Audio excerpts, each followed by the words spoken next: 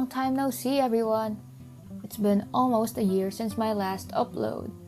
And for my comeback, I've decided to do a quick first impressions review of the Miya Himi Gouache. I actually got this 18 color set back in 2020 on a Shopee sale when this brand was a lot more trendy. Why did I put off opening it for so long?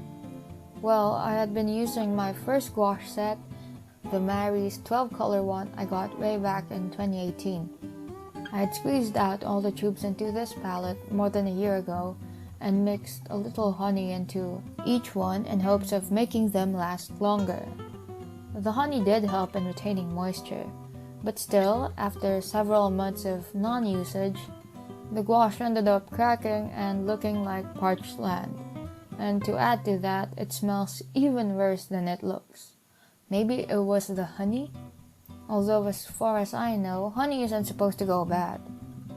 But moving on, here is my over a year old Himi Gouache set. So the palette consists of the container, which looks like an oversized Tupperware, a mixing tray that tucks into the lid, and the McNugget sauce looking gouache cups. Since I've seen many comments about how easily the paints dry up, I took a cue from Hamrib Art's swatching video and didn't open the gouache containers all the way. Instead, I just took a bit of paint out of the corners of each one of them using a palette knife and swiped a bit of paint onto the mixing tray. Also, if you are wondering, I did scan the QR codes you saw on the paint labels with my phone camera, but they don't really lead anywhere. I was expecting they would link to a webpage listing pigment information and such, but apparently not.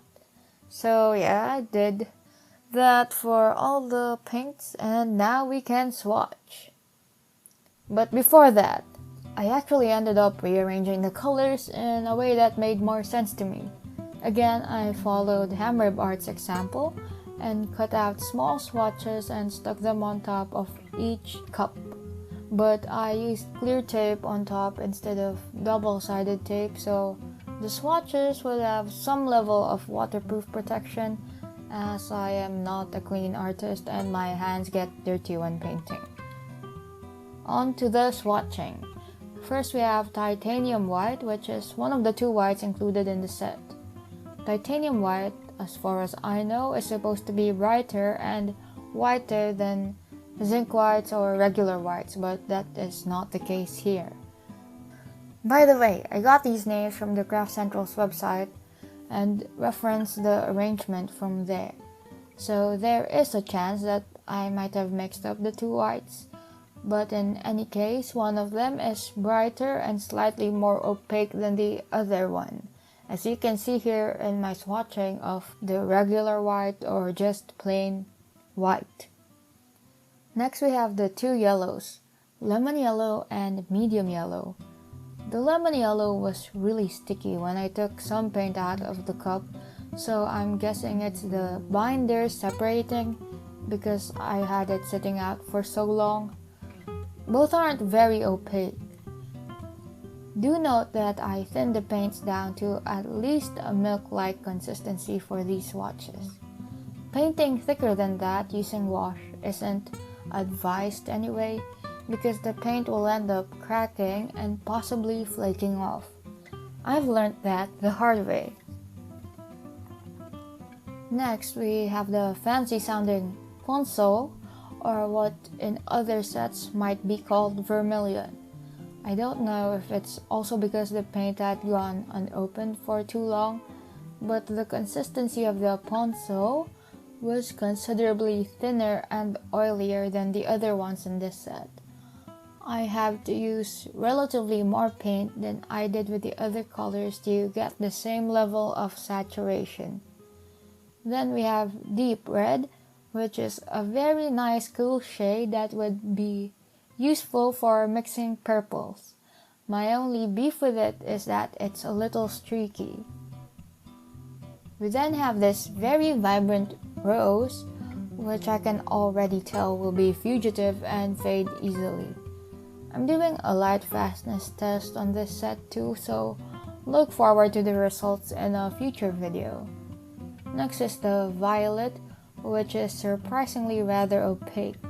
Like the pink, I'm also expecting this to be highly fugitive like most purples of this shade go. We then have our three blues. Ultramarine is very vibrant and is one of the most opaque colors in this set.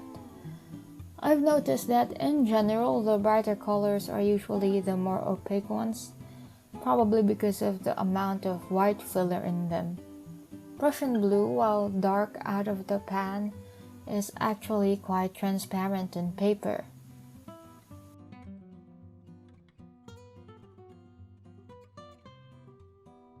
Acid blue, I wonder why it's called that. I think will be good for painting skies. Next we have the three greens that came with the set. Grass green leans towards the warmer side and I think would be my go-to for mixing more natural greens. Then we have the cooler pale green. It is quite opaque. Lastly, we have jade green, which is this nice jewel toned color. Out of all the colors in the sets, I think the blues and the greens were the least streaky. Finally, we have the earth colors. Earth yellow, as some hungry commenter from Instagram commented, looks like peanut butter, and like peanut butter, it is streaky as heck. We then have ochre, which is this nice, warm, deep color. Then we have burnt umber, which is quite weak in saturation when thinned down.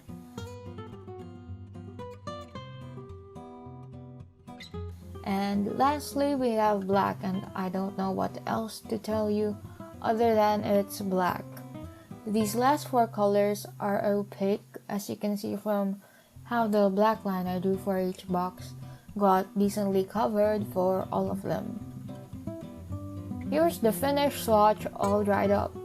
I also added a stroke of paint at the bottom of each box so we could compare more easily what they look like at full strength versus what they look like watered down. I've also drawn a line through the center of each box because, ta-da! I've cut the halves off and pasted them on a separate piece of paper that I will leave out on this sunny window for a few months to test for light fastness. Like I've mentioned, please look forward to the video revealing the test results in future months. Of course, no review would be complete without a sample painting. For this review, I've decided to do a quick study of Bert Morisot's 1889 oil painting, A Young Woman Picking Oranges. I used a limited palette consisting of only primaries, namely deep red, ultramarine, lemon yellow, plus an extra earth yellow to make the process simpler for all of us.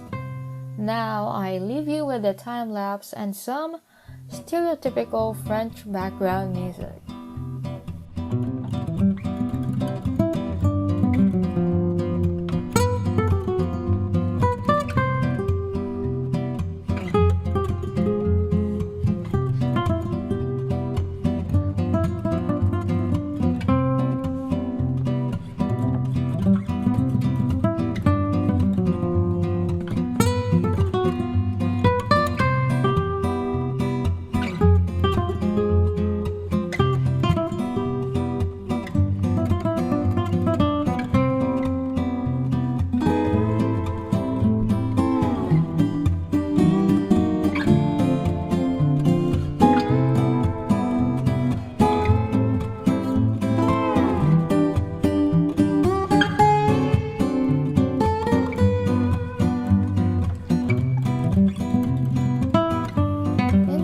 The color selection of the Miya 18 color gouache set is really good, and the color themselves have good saturation and mix well, even though some are quite weak in tinting strength.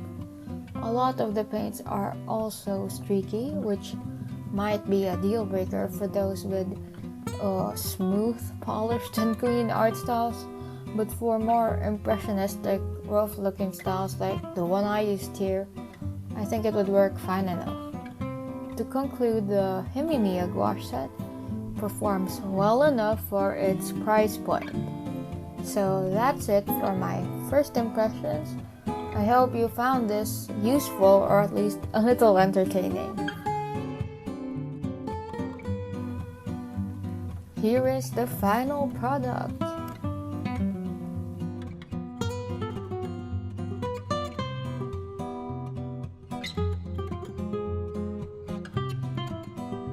Thank you, and that's all for now. See you next time.